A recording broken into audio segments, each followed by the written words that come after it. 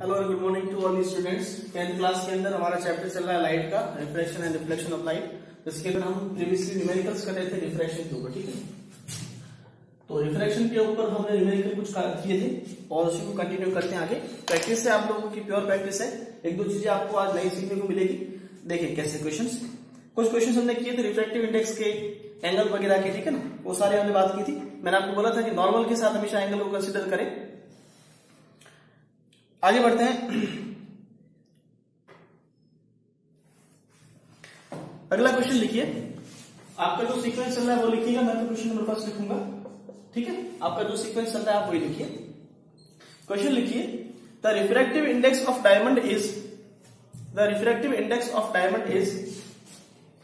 2.42। Refractive index of diamond is equal to 2.42। आपको याद भी होगा, मैक्सिमम होता ही। And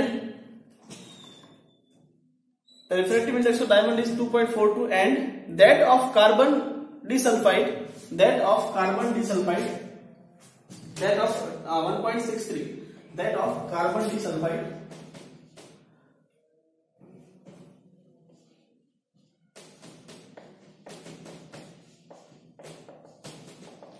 is equal to 1.63। इसको मैं लिख लेता हूं NC, ठीक है ना, कार्बन के लिए लिख लिया म्यू एनसी, ठीक है। आपको बोला गया भाई डायमंड का आपको दे रखा है रिफ्रैक्टिव इंडेक्स 2.42 और का कार्बन डिसल्फाइड का दे रखा है 1.63। आपको बोला calculate the refractive index of diamond with respect to carbon disulphide. Diamond का कार्बन डिसल्फाइड के रिस्पेक्ट में आपको रिफ्रैक्टिव इंडेक्स फाइंड करना है, ठीक है ना। तो रिफ्रैक्टिव इंडेक्स ऑफ, इसको मैंने माना जैसे कि इसको मैंने लिख दिया, तो मैं इसको ढंग से लिखूंगा। यहां तक आपको बात क्लियर। हमको फाइंड करना है डायमंड का रिफ्रैक्टिव इंडेक्स। देखो किसके रेस्पेक्ट में पूछा गया, बहुत इंपॉर्टेंट है। अगर आपको कार्बन डिसल्फाइड का डायमंड के रेस्पेक्ट में पूछा है वो अलग आएगा, और डायमंड का अगर आपको कार्बन डिसल्फाइड के रेस्पेक्ट में पूछा है वो अलग आएगा, रेशियो चेंज हो जाएगा, ठीक है ना। आपको पूछा है डायमंड का with respect to carbon disulphide. सो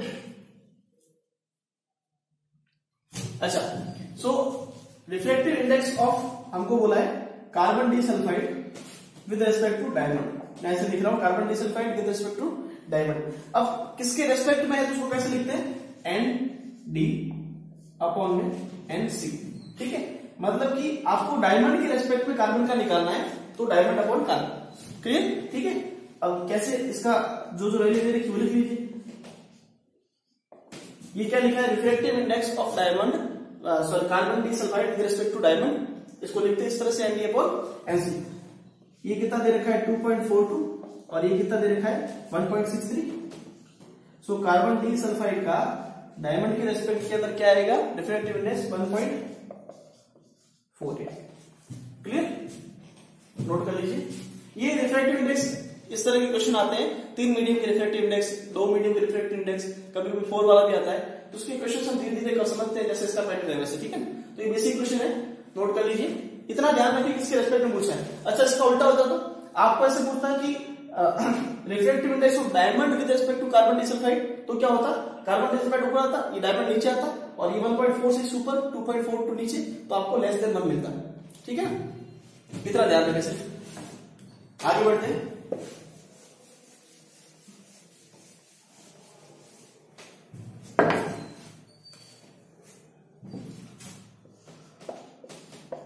अगला क्वेश्चन नंबर 2 लिखिए।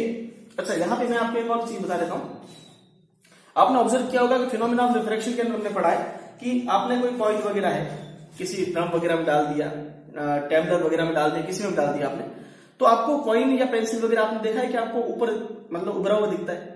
नोटिस किया ना आपने एक्टिविटी वगैरह भी किया, आपने बचपन में किया बहुत होगा कि पेंसिल को पानी डालो तो आपको थोड़ी ऊपर उठी हुई दिखती है वो, ठीक है ना। सो उसकी रियल पोजीशन से वो अपेरेंट पोजीशन कुछ हमको अलग अलग दिखती है, वो फिनोमेना है रिफ्रैक्शन का। अब हमको वो उसकी रियल डेप्थ से कितनी ऊपर दिखती है, कितनी उसकी अपेरेंट डेप्थ है, उसका रेशियो जो होता है ना, उसको भी हम रिफ्रैक्टिव इंडेक्स कहते हैं। तो एक सब्सटेंस का रिफ्रैक्टिव इंडेक्स हम निकालते हैं, तो उसके 3 फॉर्मूले हमारे पास में आगे। पहला फॉर्मूला तो क्या था, refractive index is equal to sine I by sine R, जानते हैं। दूसरा फॉर्मूला था refractive index is equal to speed of light upon speed of light in vacuum upon speed of light in that substrate, ठीक है। और तीसरा formula हमारे पास में आ जाएगा कि रिफ्रैक्टिव इंडेक्स जो होता है ना, वो होता है real depth divide by apparent depth, कि भाई कितनी, भाई रियल में वो कितनी डीप है और हमको वो अपेरेंट कितनी ऊपर अपेरेंट हो रही हो, कितनी ऊपर वो अपीयर हो रही है। तो ये इन दोनों का रेशियोज को भी बोलते हैं रिफ्रैक्टिव इंडेक्स। नोट कर लेना फॉर्मूला, इस क्वेश्चन में अगले बार में काम आएगा हमारे। लिखिए क्वेश्चन पहले, a coin is placed in a tumbler, a coin is placed in a tumbler, water is then filled in the tumbler to height of 20 centimetre, water is filled in the tumbler to the height of 20 centimeter. If the refractive index of water is 4/3, जानते हम, if the refractive index of water is 4/3, then calculate the apparent depth of the coin. हमको ये proof करना है कि वो कितना ऊपर आपको दिख रहा है, ये आपको प्रूफ करना है, ठीक है ना। सो देखिए कुल मिला के बात इतनी कि आपको दे रखा है कि ये नहीं बोला है कि रियल डेप्थ कितनी। अब रियल डेप्थ आपको कॉमन सेंस होना चाहिए भाई, कि सपोज कि पानी का कोई बर्तन है, आपने उसके अंदर कॉइन डाला, फिर उसको पानी से फिल कर दिया, अब उसकी जितनी डेप्थ है पानी की, वही तो उसकी कॉइन की डेप्थ होगी ना बेटा। तो रियल डेप्थ वही होती है जो आपने जो भी बर्तन लिया उसमें पानी लिया है ना, वो जहां तक नीचे जा रहा है उसकी जो हाइट है पानी की, वही रियल डेप्थ है, ठीक है ना। क्योंकि वो ऐसा नहीं हवा में तैर रहा है, ऐसा तो नहीं है ना। चलो तो ये फॉर्मूला में ये लिखा कर देता हूं। हमको बोला है रियल डेप्थ, आप ऐसे मानिए, अगर डायग्राम ड्रॉ करने की कोशिश की जाए अब ऐसा समझिए कि कॉइन यहां पे है ऐसे कुछ, ठीक है। अब आप जब ऑब्जर्व करते हो उसको यहां से ऊपर से, जैसे इंसिडेंट रे आती है, अब इस रे को ये आप ऐसे समझिए, यहां पे इस सरफेस को मैं ऐसे कर लेता हूं। अब लाइट की रे को आना इस तरह से चाहिए था, लेकिन आप जानते हैं कि नॉर्मल की साइड में कुछ बैंड होती है, बैंड होने की वजह से ये कॉइन हमको थोड़ा सा ऐसे ऊपर की साइड दिखता है, ठीक है ना। तो ये जो है ये है रियल डेप्थ, और ये वाली जो है ये है अपेरेंट डेप्थ। क्लियर बेटा, ठीक है। थोड़ा सा आपको समझा दिया कि भाई किस तरह से आप अगर देख रहे हैं यहां से, ठीक है ना, ऑब्जर्वर पे यहां से, तो इस तरह से कुछ फिनोमिना इसका तो रहता है, ठीक है ना। यहां से नॉर्मल आ जाएगा और डायग्राम ड्रॉ कर लीजिएगा, आगे क्वेश्चन ऐसे आते हैं तो, ठीक है। अब हमको क्या करना है, रियल डेप्थ दे रखी है 20 सेंटीमीटर, तो देखिए हमको रिफ्रैक्टिव इंडेक्स गिवन है वाटर का, तो refractive index of water is equal to 4/3 given है, और real depth is equal to 20 centimetre, ठीक है। हमको क्या फाइंड करना है, अपेरेंट डेप्थ,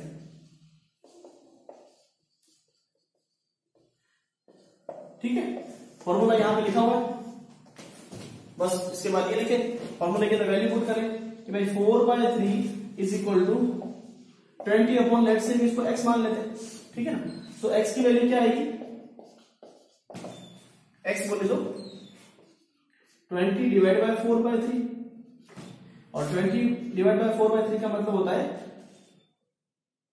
3 ऊपर चला जाएगा तो 3 अपॉन में 20, आप ऐसे लिखिए डायरेक्ट 20 इंटू 3/4, ये आपको मिलेगा 15 सेंटीमीटर। तो 5 सेंटीमीटर आपको ऊपर देखा हुआ, ये देखिएगा भाई 20 सेंटीमीटर उसकी हाइट है रियल में, लेकिन वो आपको 5 सेंटीमीटर ऊपर दिखेगा, कितना दिखेगा 15 सेंटीमीटर के ऊपर। क्लियर है बेटा, नोट कर लीजिए फटाफट। ऐसे 3-4 क्वेश्चन है, लेकिन आपको एक करवा रहा हूं, ठीक है ना। सेम तरीके के और भी क्वेश्चन है।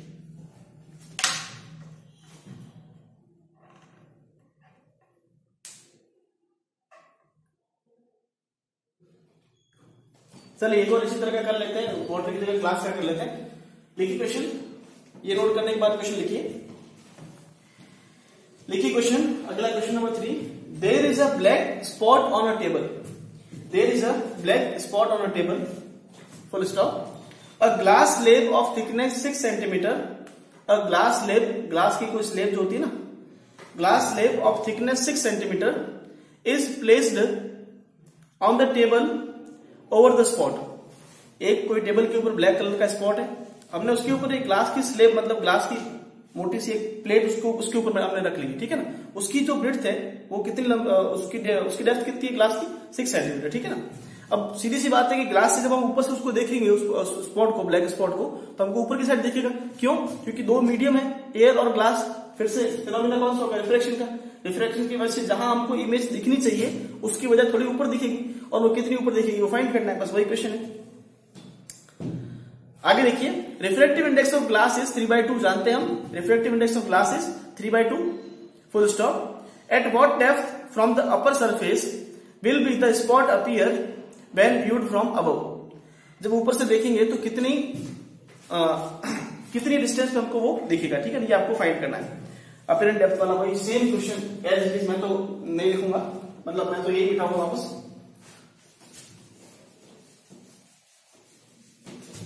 फॉर्मूला यही लिख देता हूं, इस बार वाटर की जगह क्या आ जाएगा, ग्लास आ जाएगा बस। चलिए, तो बात करें 6 सेंटीमीटर के ऊपर रखा हुआ है, डायग्राम वगैरह को जरूरत नहीं हमको, ठीक है ना। सो ये लिख लेते हैं, refractive index of glass is equal to 3/2, real depth कितनी है, 6 सेंटीमीटर, हमको फाइंड करनी है अपीरेंट डेप्थ। क्लियर ना, फॉर्मूला ये लिखा हुआ है। इसके बाद यहां से लिखे, फिर वैल्यू पुट करते हैं, तो 3/2 is equal to 6 divide by x, फिर से वही मान लेते हैं x, अपीरेंट डेप्थ को x माना, ठीक है, कंफ्यूज नहीं होना बेटा। So x is equal to क्या हो जाएगा, 6 डिवाइड बाय 3/2, तो x कितना हो जाएगा 4 सेंटीमीटर, ठीक है। 3 से 2 ट्वाइस कैंसिल हो जाएगा, और 2 into 2 मल्टीप्लाई होकर क्या बन जाएगा 4 सेंटीमीटर। सो आपका रियल डेप्थ, अपीरेंट डेप्थ कितना आ गया 4 सेंटीमीटर के ऊपर। तो आप जब ग्लास स्लैब वो 6 सेंटीमीटर की जो थिकनेस वाली ग्लास स्लैब है उसमें आप वो 6 सेंटीमीटर पे स्पॉट है, सीधी सी बात है, ठीक है ना। लेकिन हम जब ऊपर से देखेंगे तो वो हमको 2 सेंटीमीटर ऊपर दिखेगा, मतलब सरफेस से कितना होगा 4 सेंटीमीटर, ठीक है। सो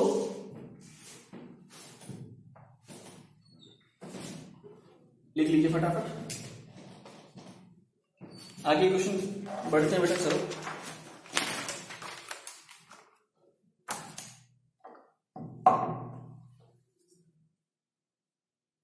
चलिए, अगला क्वेश्चन, अब जो हमारे मिडल फॉर्मूला में बेस्ड क्वेश्चन है उस पर आते हैं।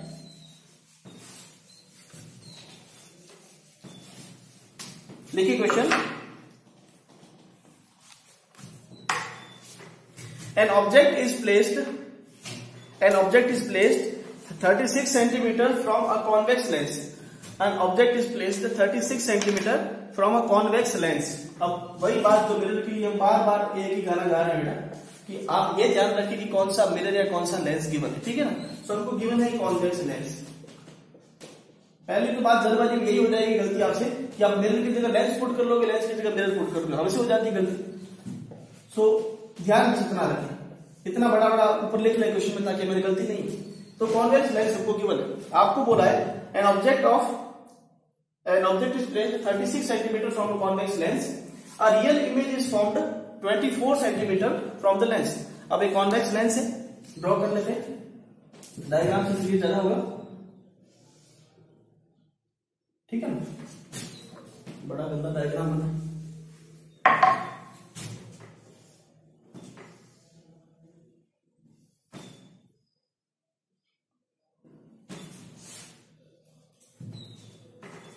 अब देखिए, कॉन्वेक्स लेंस 26 से 36 फोकल लेंथ आपको पूछा गया, ठीक है ना। तो यहां पे हम कुछ नहीं कर सकते, क्यों? क्योंकि हमको फोकल लेंथ पूछा गया। क्या है बेटा? फोकल लेंथ हमको पूछी गई, ठीक है ना।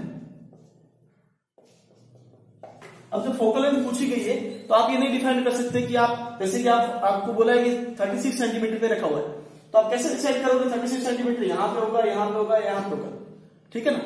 बात उसी तरह से इमेज बन रही है 24 सेंटीमीटर के ऊपर, तो आप ये नहीं बता सकते जब तक आपको फोकल लेंथ नहीं पता है कि फोकल लेंथ कितनी है। फोकल लेंथ के आने के बाद ही आप पुट कर पाओगे कि कहां पे ऑब्जेक्ट रखा हुआ है, ठीक है। सो हमको स्पेशल गिवन जो है उसको लिखते हैं। तो गिवन क्या क्या गिवन है, आप वही प्लस माइनस को ध्यान रखें। ऑब्जेक्ट गारंटी की बात है किधर रखा होगा, ठीक है ना।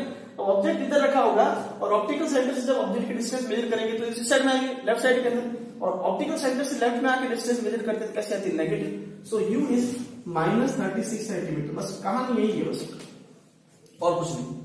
अब v की बात करें, अब v रियल इमेज बोला है, ऑब्वियस सी बात है कॉन्वेक्स लेंस है तो रियल इमेज बनेगी।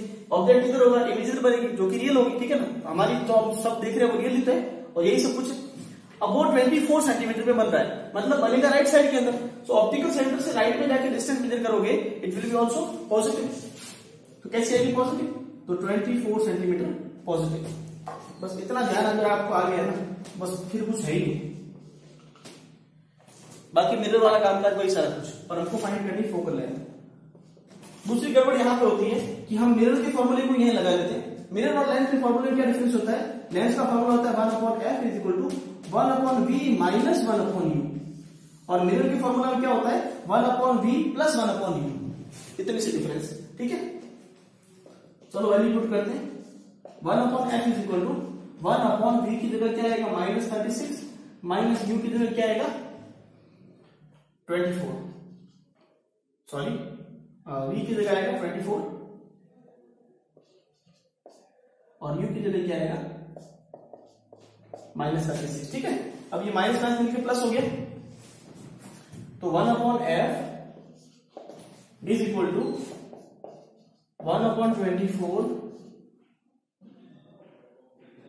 प्लस 1/36, ठीक है ना। सो ये हमारा आ जाएगा 72 पर इसका एलसीएम आ जाएगा। सो 72 ये हो जाएगा 3 और ये हो जाएगा 2, सही है ना बेटा, ठीक है। सो f की वैल्यू कितनी आ जाएगी 1/f is equal to, point में आ रहा है, हाँ 72 5 डिवाइड बाय 72, और जब हमको f निकालना है तो उसका उल्टा कर देंगे तो कितना हो जाएगा 72 डिवाइड बाय 5, और ये आपका है 14.4 सेंटीमीटर। पूरा बेटा क्लियर, कोई दिक्कत नहीं। बस वही जो मिरर वाले हम करते आ रहे हैं, बार बार वही एलसीएम लेना है, बार बार वही फॉर्मूला रखना है, बस ध्यान जो रखना है बेटा वो ये चीज इतना। अब जब फोकल लेंथ आ गई कितनी आई 14.4 सेंटीमीटर, अब हम ये बता सकते हैं कि ऑब्जेक्ट कितनी सेंटीमीटर में रखा हुआ था। अब 14.4 की फोकल लेंथ है तो 14.4 सेंटीमीटर में लिखता हूं तो यहां पे होगा ये 14.4, ठीक है ना। और ये भी कितना है 14.4, क्योंकि दोनों फोकल लेंथ जानते हो ना बराबर होती है 14.4 सेंटीमीटर, ठीक है। ऑब्जेक्ट रखा है 36 सेंटीमीटर के डिस्टेंस पर, तो 14.4 का डबल करेंगे यहां पे आएगा, ठीक है ना। ये आएगा 28.8, तो 28.8 से भी यहां पे रखी हुई है, मतलब अब हम कह सकते हैं कि ऑब्जेक्ट रखा हुआ यहां पे। और हम जानते हैं कि जब ऑब्जेक्ट C और इनफाइनाइट के बीच में रखा होता है तो इमेज कहां पे बनती है F और C के, ये होगा ऑब्जेक्ट। अब आप डायग्राम ड्रॉ कर पाएंगे 36 सेंटीमीटर। ये डायग्राम बाद में बनेगा, ठीक है। दो डायग्राम हम भले बनाना, लेकिन ये डायग्राम बाद में बनेगा, ऐसे नहीं पहले आपने लगा लिया नहीं बेटा, ठीक है ना। और ये है 24 सेंटीमीटर। क्लियर बेटा, नोट कीजिए फटाफट।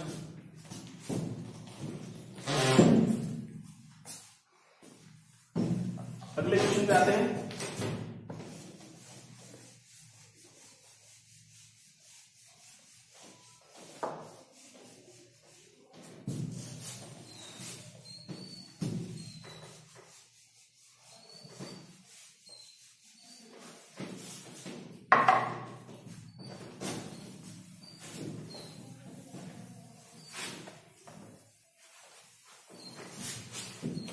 चलिए अगला क्वेश्चन लिखिए, क्वेश्चन नंबर 4 या 2 है, ठीक है ना। क्वेश्चन लिखिए, a 2 centimetre long pin is placed perpendicular to the principal axis. A 2 centimeter long pin is placed perpendicular to the principal axis of a lens of focal length 15 centimeter, focal length 15 centimeter दे रखी है, at a distance of 25 centimeter, from the lens. Find the position of image and its size, ठीक है ना। focal length positive,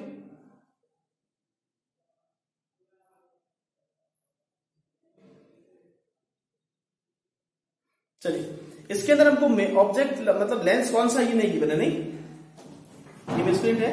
question आप लिख लिया सभी ने, So 2 centimeter log pin placed in a perpendicular axis, ये कॉनकेव मिरर है, ठीक है, कॉन्वेक्स मिरर है, सॉरी, ठीक है, कॉन्वेक्स मिरर ही है, ठीक है। चलिए, क्योंकि इसका भी नेगेटिव आया, तो हमको बोला है सबसे पहले तो लेंस, कभी कभी क्वेश्चन में मिसप्रिंट होता है, लेकिन एग्जाम में नहीं होगा, टेंशन नहीं करें। कॉन्वेक्स लेंस क्या क्या गिवन देख लेते हैं। एच हमको गिवन है +2 सेंटीमीटर, ठीक है। अब डायग्राम ड्रॉ करेंगे। फोकल लेंथ भी आपको गिवन है। अगर फोकल लेंथ गिवन है ना तो आप डायग्राम ड्रॉ कर सकते हैं, लेकिन अगर आपको फोकल लेंथ नहीं गिवन है, बाकी बने सब गिवन है, तो आप डायग्राम ड्रॉ नहीं कर सकते, ठीक है ना। ये इतना सा डिफरेंस आप ध्यान रखें। ये फोकल लेंथ 1, ये सेंटर ऑफ कर्वेचर 1, ये फोकल लेंथ 2, ये सेंटर ऑफ कर्वेचर 2, ठीक है बेटा। अब फोकल लेंथ आपको कितनी दे रखी है, 15 सेंटीमीटर, ठीक है ना। तो 15 सेंटीमीटर फोकल लेंथ, सीधी सी बात है, कॉन्वेक्स मिरर है तो राइट साइड के अंदर होगी, कितनी होगी 15 सेंटीमीटर, और इस साइड में होगी वही 15 सेंटीमीटर, लेकिन प्लस में लेंगे, तो फोकल लेंथ कितनी +15 सेंटीमीटर, बिल्कुल ध्यान फरमाइए। और आगे क्या बोला है, object is placed at distance of 25 centimetre. Object 25 centimetre का रखा है भाई, 15 सेंटीमीटर ये भी तो है भाई, ये भी फोकल लेंथ है, और 15 का डबल करूंगा तो ये डिस्टेंस कितनी होगी, जो कि सेंटर ऑफ कर्वेचर फर्स्ट है, ये कितनी होगी 30 सेंटीमीटर। ऑब्जेक्ट कहां पे रखा है, 25 सेंटीमीटर के ऊपर, इट मींस कि ऑब्जेक्ट कहीं यहां पे रखा हुआ बीच में, और ऑब्जेक्ट कितनी डिस्टेंस पे रखा है भाई साहब, 25 सेंटीमीटर, ठीक है ना। मैं कह रहा हूं फोकल लेंथ गिवन है तो ही आप डायग्राम बना सकते हैं, नहीं तो नहीं, हवा में नहीं बनाना कुछ भी। और आपको इमेज का कुछ बोला नहीं है, फाइंड द पोजीशन हो तो हमको फाइंड करना है, ठीक है ना। ऑब्जेक्ट है 2 सेंटीमीटर लॉन्ग। अब बात करें ऑब्जेक्ट की डिस्टेंस ऑप्टिकल सेंटर से लेफ्ट में आके हमने मेजर की 25 सेंटीमीटर, तो यू कैसा आएगा, नेगेटिव, ऑब्वियस सी बात है। और यू बेटा हमेशा, आप भले कोई भी लेंस हो, कोई भी मिरर हो, हमेशा यू जो है वो नेगेटिव ही आएगा, 101%। क्यों, कभी नहीं बोलेगा आपको राइट साइड के अंदर इमेज रखी, अंडरस्टूड है, ये कॉमन सेंस है कि हमेशा इमेज लेफ्ट साइड के अंदर रखी होती है। कभी चलो खुदा न खास्ता ऐसा हो कि आपको नहीं दे रखा है, तो आप बोलेंगे कि भाई लेफ्ट के अंदर नहीं, राइट के अंदर, आपको बोलेगा क्वेश्चन के अंदर कि राइट के अंदर ऑब्जेक्ट रखा हुआ है, ठीक है ना, लेंस के राइट में ऑब्जेक्ट रखा हुआ है, तो ऑब्जेक्ट को आप मेजर करेंगे तो यहां से उधर जाएंगे राइट के अंदर ऑप्टिकल सेंटर से, तो आप लिखेंगे कि यू कैसा आएगा, पॉजिटिव। और ये बहुत रेयर केसेस है, ठीक है ना, हमेशा ऑब्जेक्ट इस साइड रखा होगा, इस साइड रखा है तो मेंशन जरूर करिएगा, ठीक है ना। मेंशन नहीं करा इट मींस कि वो लेफ्ट में रखा है, और लेफ्ट में रखा है तो हमेशा यू कैसा आएगा, नेगेटिव आएगा, ठीक है। हमको फाइंड करना है, क्लियर है। चलो भाई फॉर्मूला लगाते हैं फटाफट, 1/f is equal to 1/v minus 1/u, clear. 1/f, f तुमको दे रखा है, सॉरी, हमको फाइंड करना है v, तो मैं u को इधर भेज दूं, तो 1/v is equal to 1/f plus 1/u। Magnification भी फाइंड करना, याद रखना, ठीक है ना। क्वेश्चन में आपको लिख लिया होगा शायद, मैग्निफिकेशन वगैरह सब फाइंड करना है, ठीक है बच्चों। तो v आया, तो 1/v is equal to 1/f कितना है 15 प्लस 1/v कितना है, सही, क्लियर, माइनस, तो ये कितना हो गया 1/v is equal to 1/15 minus 1/25, ठीक है ना। सो ये हम 75 ले लें एलसीएम, तो ये कितना हो जाएगा 5 माइनस 3, तो 1/v is equal to 2 divide by 75, तो हमारे पास में v कितना आ जाएगा, सही चल रहा है बेटा, तो हमारे पास में v कितना आ जाएगा